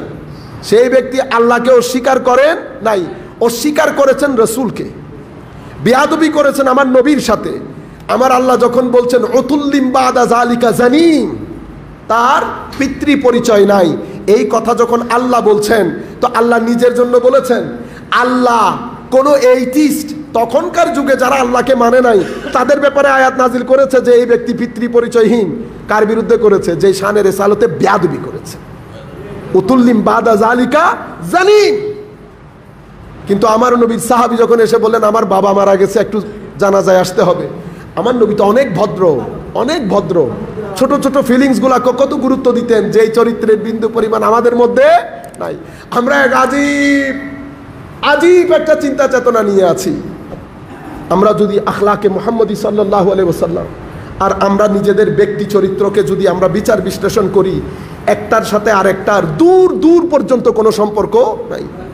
না আমাদের মেজাজ, আমাদের অশ্লীলতা, গালাগালি, হিংসা, অহংকার, লোক ঠকানো, হেন কোনো কাজ নাই আমরা করি না। যার কারণে আমাদের ছোট ছোট বাচ্চারা দোকান থেকে একটা জুস পর্যন্ত কিনে খেতে পারে না। আমরা এমন জাতি যারা ওষুধের মধ্যে মিক্স করি। আমরা এমন জাতি, শিক্ষিত সমাজ, কি করি আমরা? আমাদের মা বোনদেরকে নিয়ে আমরা হসপিটালে যাই, বাধ্য করে আমাদেরকে আইসিইউতে ঢুকাই দেয় না, শুধুমাত্র টাকা নেওয়ার জন্য। আমরা এমন জাতি। সেই কারণে যেই জাতি যেই সময় আখলাকে মুহাম্মাদির যত নিকটে এসেছে, সেই জাতি সেই সময় পৃথিবীকে নেতৃত্ব দিয়েছে। আমি আবার বলি এই সেন্টেন্সটা, যেই জাতি যেই সময় রসুল পাক সাল্লাল্লাহু আলাইহি ইসলামের চরিত্রের নিকটে গিয়েছে, যত নিকটে গিয়েছে, সেই জাতি পৃথিবীকে সবচেয়ে বেশি নেতৃত্ব দিয়েছে। যেই জাতি ওই চরিত্র থেকে দূরে এসেছে, আল্লাহ রাব্বুল আলামিন আস্থা করে নিক্ষেপ করেছে। 1400 বছর মুসলমানরা ছিল না পুরা পৃথিবীর শাসন ব্যবস্থায়। 1-2 বছর 1400 বছর। এখন দেখলে বোঝা যায় যে এরা 1400 বছর পৃথিবীকে শাসন করেছে, এলম হেকমতের চেরাগ বইয়ে দিয়েছে। জ্ঞান কি? শুধু এই প্রশ্নের উপর উম্মতে মুহাম্মদী 4-5 হাজার পৃষ্ঠা লিখেছে শুধুমাত্র হোয়াট ইজ নলেজ। এহেন জাতি আজকে দেখলে বোঝার কোনো উপায় আছে? কেন আমরা যারা দাড়ি রাখি, আমরা যারা দাড়ি রাখি না, কারণ আমাদের কাছে যেমন সালাফ ইসলাম বলি না আমরা আমাদের দৃষ্টিতে সালাফ ইসলাম মানি নির্দিষ্ট একটা ড্রেস কোড, এটা দাড়ি থাকতে হবে, পাঞ্জাবি অনেক উপরে। আমি বোঝাতে পারছি আপনাদেরকে, আপনারা রংলি নিয়েন না। আমি জাস্ট আমাদের যে কনসেপ্ট ডেভেলপ করেছে সেটা বলছি। এটা একটা ড্রেস কোড। সালাফ ইসলাম কি ড্রেস কোডের নাম? সালাফ ইসলাম ড্রেস কোডের না, এটা একটা ইউনিভার্স অফ নলেজ, জ্ঞানের একটা বিশ্ব সালাফ ইসলাম। তার মানে কোরআন এবং সুন্নাহর পৃথিবীতে অনেক পরিবর্তন হবে, অনেক কিছু আমূল পরিবর্তন সাধিত হবে। এখন কোরআন এবং সুন্নাহর মধ্যে কোনো পরিবর্তন নাই, তাইলে পরিবর্তিত বিশ্বের সাথে কোরআন এবং সুন্নাহ চলবে কি করে? এখন আমাদের ছেলেদের প্রশ্ন না, কোরআন সুন্নাহ এসেছে অনেক আগে, এই যুগে কোরআন সুন্নাহ নিজের সাথে মডার্ন বিশ্বের সাথে কোপ করবে কিভাবে? কোপ করতে না পারার কারণে আপনারা জানেন পৃথিবীর সমস্ত ধর্মগুলা দরজা জানালা বন্ধ করে দিয়েছে। আমরা আর পারছি না। এখন আমরা কিসের কথা বলি? লাভ, প্রেম। কারণ এটা ছাড়া আপনি প্রত্যেক বিষয়ে কথা বলার শক্তি হারিয়ে ফেলেছেন। খ্রিস্টান জগতের মধ্যে একটা মুভমেন্ট শুরু হয়, পিউরিটান, বুঝতে পেরেছেন? পিউরিটান মানে সালাফিজম, অর্থাৎ তাদের আগের খ্রিস্টানিটি। কারণ পরবর্তীতে পরিবর্তন হয়ে যাওয়ার কারণে তো তাদের মুভমেন্টটা হচ্ছে এগুলো সব বাদ দাও, আমরা আগের দিকে ফেরত যাই। কারণ মডার্ন ওয়ার্ল্ড মানে কি? আধুনিক বিশ্ব। মনে রাখবেন, আধুনিক বিশ্বের কোনো নির্দিষ্ট ডেফিনিশন নাই। 2021 2020-এর তুলনায় আধুনিক, 2020 2021-এর তুলনায় অনাধুনিক, আবার 2020 2019-এর তুলনায় আধুনিক, আবার 2019 2020-এর তুলনায় অনাধুনিক।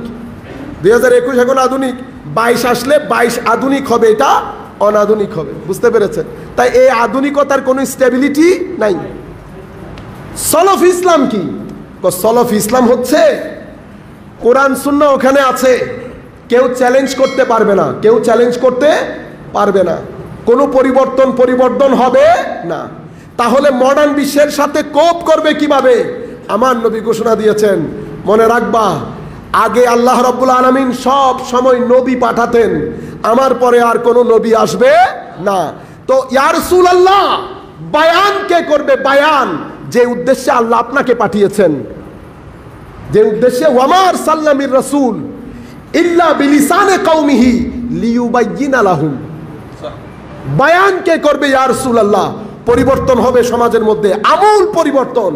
আমার নবী ঘোষণা দিয়েছেন, আমার পরে আমার উম্মতের আলেম যারা আমার এলমের ওয়ারিস হবে, তারাই এই জায়গায় নেতৃত্ব দেবে। পরিবর্তন হবে। কখনো আখলাকের পরিবর্তনের ক্ষেত্রে লোক দরকার হবে। তো যখনই কোনো পরিবর্তন আসবে সমাজের মধ্যে, আমার আলেম দাঁড়াবে, কোরআন হাদিসকে সামনে রাখবে, সাহাবায়ে কেরামের জিন্দেগিকে সামনে রাখবে, সামনে রেখে পরিবর্তনীয় পৃথিবীর জন্য যেই মাসআলা, যেটা প্রয়োজন, সেই ফতোয়া দিবে। এটা ফতোয়াটা নতুন হলেও কোরআন সুন্নতের ব্যাকআপ থাকার কারণে এটা সব সময় সালাফি ইসলাম হবে। জিনিস নতুন, একটা এক্সাম্পল দিলে আপনারা বুঝতে পারবেন। প্রথম যুগে তরিকত তাসাউফ এরকম ছিল না। তখন তরিকত তাসাউফ অ্যাটমসফিয়ারের মধ্যে ছিল, পুরা পরিবেশটাই তরিকত তাসাউফ ছিল, পুরা পরিবেশ। সাহাবায়ে কেরাম রাত দিনের বেলা রসুলে পাকের সাথে বিভিন্ন প্রচেষ্টা, কাজ, মিশন, ভিশনের কাজে থাকতেন। রাতে এসে সাহাবায়ে কেরাম কোথায়? ঘুমোচ্ছিলেন? না, জায়নামাজে শুয়ে থাকতেন, জায়নামাজে। এটাই তরিকত তাসাউফ। সাহাবায়ে কেরামের ইখলাস ওয়ারা। এজন্য আমার নবী বলছেন না, তোমরা পুরা উহুদ পাহাড়ের মতো স্বর্ণ দেওয়া, আমার এক সাহাবী হাফ মুষ্টি দেওয়া অনেক বেশি। তো ফারাক কোথায় ইয়া রাসূলুল্লাহ?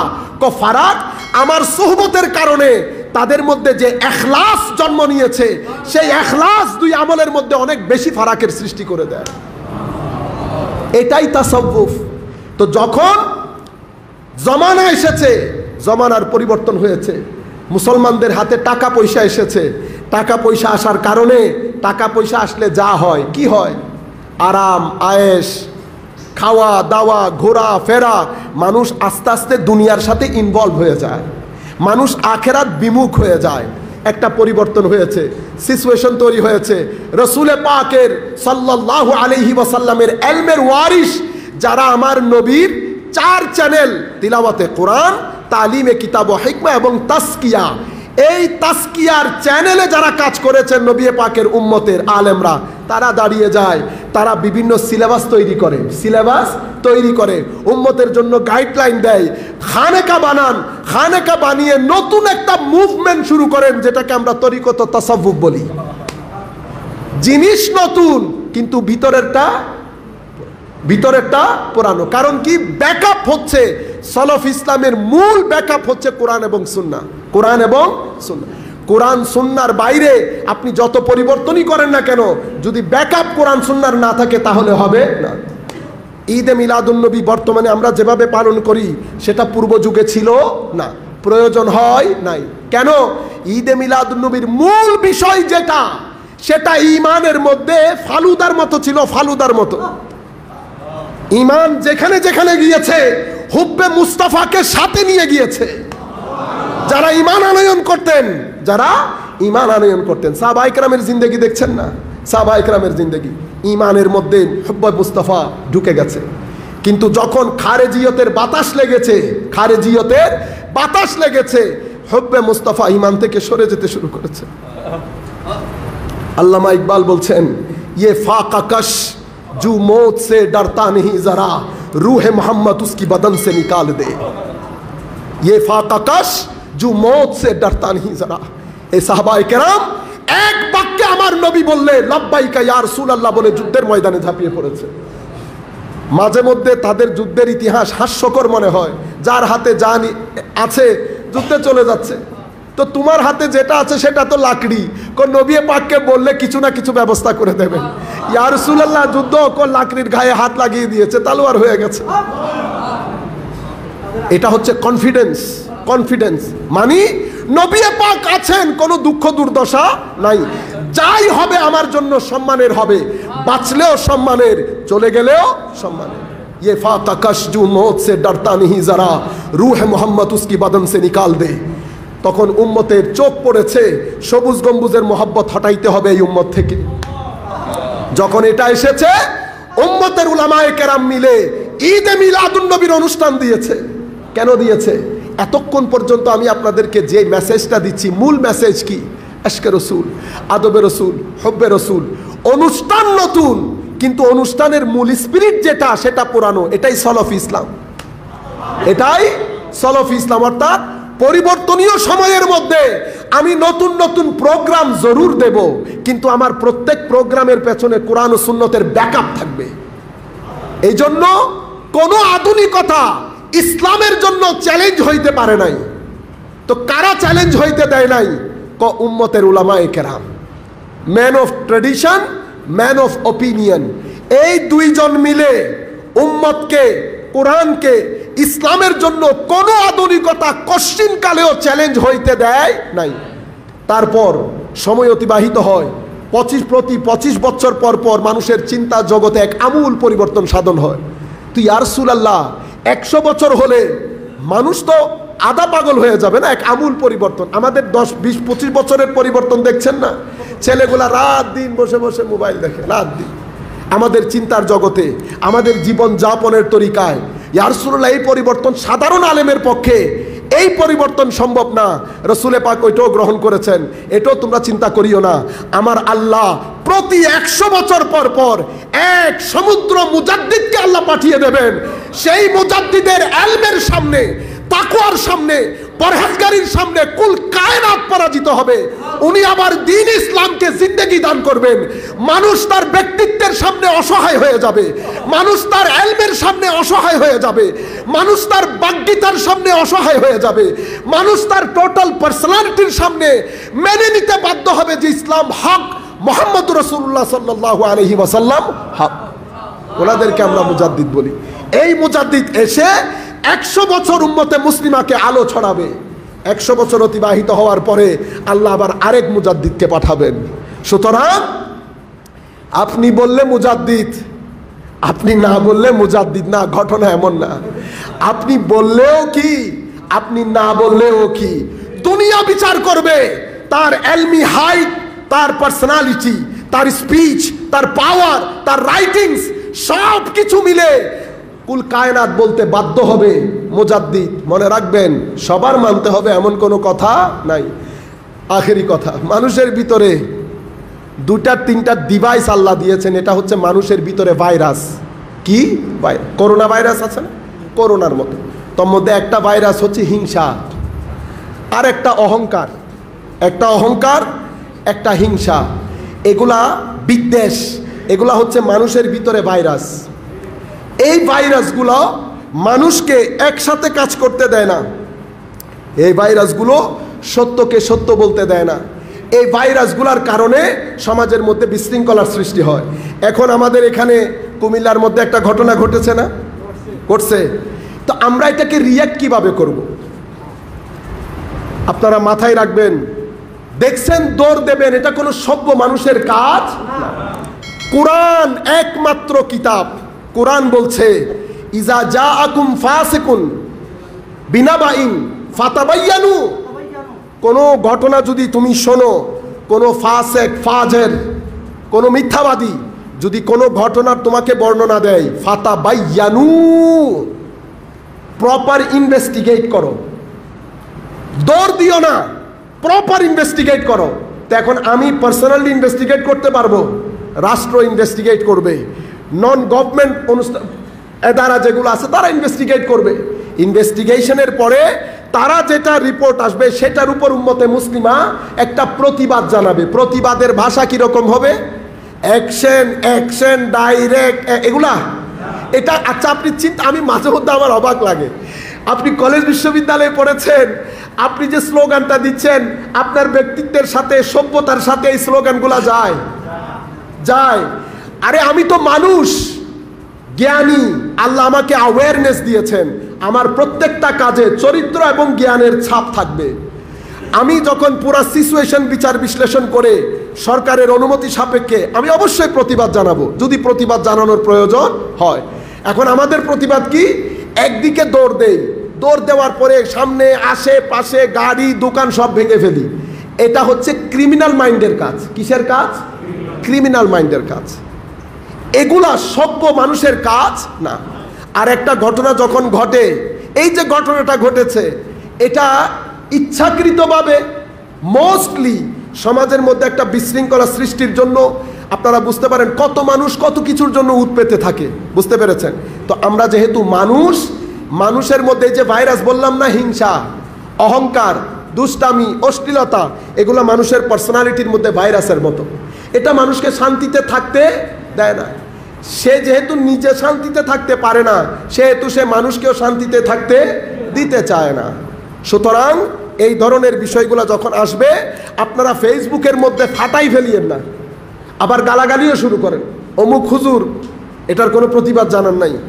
বাইরে আপনার লেভেল অফ আন্ডারস্ট্যান্ডিং আরেক আলেমের লেভেল অফ আন্ডারস্ট্যান্ডিং এক না। আর আপনার হাতে তো একটা ফতোয়া আছে। কি ফতোয়া? ইহুদির দালাল। কি বলেন?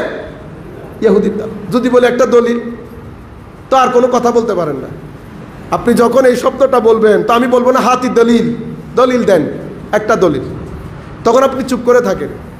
এগুলা যায় না আমাদের সাথে। আপনি উম্মতে মুসলিমা 1400 বছর পৃথিবীর ড্রাইভিং সিটে ছিলেন। সুতরাং আপনার কথাবার্তা, পার্সোনালিটিতে বোঝা যাইতে হবে যে আপনি 1400 বছর ড্রাইভিং সিটে ছিলেন। এখন আপনাকে দেখলে বোঝারও উপায় নেই। পরবর্তী প্রজন্ম বুঝতেও পারে না যে ওয়েস্টার্ন কান্ট্রি বা আমেরিকা, ইংল্যান্ড, ওনারা এখনো 250 বছরও তো হয় নাই, ঠিক না?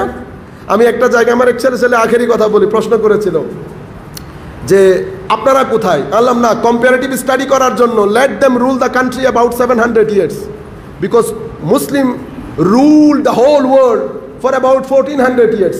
So if you try to make a comparative study between any other power, let them rule at least about 7 years. If they can rule 7 years, then you come forward to make a comparative study between us and them. তারা এখনো 700 বছরও করে না, 250 বছর। তো তারা যদি আমার সাথে কম্পারেটিভ করার জন্য, মানে তুলনামূলক বিশ্লেষণ করার জন্য কম করে হলে আধা 7 বছর তো করতে হবে, 700 বছর। 700 বছর করলে তারপর একটা কম্পারেটিভ স্টাডি। তারা তো এখন 250 বছরও করে নাই, আমরা 1400 বছর করেছি, ঠিক না? তো 1400 বছর করার পরে এখন আপনারা কি করছেন? আমাদের মধ্যে যাদের মাইন্ডের মধ্যে উগ্রতা আছে তারা কি করেন? খেলাফত খেলাফত খেলাফত খেলাফত মানে কি? মারামারি কাটাকাটি। এটা করেছে উম্মতে মুসলিমা। আপনি কি করছেন জানেন? আপনি ইনডাইরেক্টলি পুরা দুনিয়াকে মেসেজ দিচ্ছেন যে এরা সবাই কি জঙ্গি জঙ্গি। তো ইসলাম মানে কি? জঙ্গি। খেলাফত মানে জঙ্গি। 3 মহাদেশ শাসন করেছে, 3 মহাদেশের মধ্যে কখনো কোনো মুসলিমের গায়ে পাথর পড়েছে মুসলিম হওয়ার কারণে? না না না। মনে রাখবেন, শাসন করার জন্য সভ্যতা লাগে, সভ্যতার জন্য এলম এবং চরিত্র লাগে। এগুলা মিলে শাসন করতে পারবেন। তালোয়ার নিয়ে, অস্ত্র নিয়ে শাসন হয় না। শাসনের জন্য জ্ঞান লাগে, সভ্যতা লাগে, চরিত্র লাগে। যেই ব্যক্তি যখন এটা অর্জন করতে পেরেছে সেই ড্রাইভিং সিটে বসবে। সেটা কোনটা? আমার নবী পাকের চরিত্র, আখলাকে মুহাম্মাদি ওয়া ইন্নাকা লাআলা খুলুকিন আযীম। যিনি সত্যবাদিতা এবং পার্টিকুলার চরিত্রের মধ্যে নবী পাকের যত নিকটে হবে উনি পৃথিবীকে রুল করবেন। ওয়েস্টার্ন কান্ট্রি যতদিন ওই চরিত্র ধারণ করবেন, রুল করবেন। এই চরিত্র থেকে সরে গেছেন, যিনি এই চরিত্রের নিকটে হবেন উনি রুল করবেন।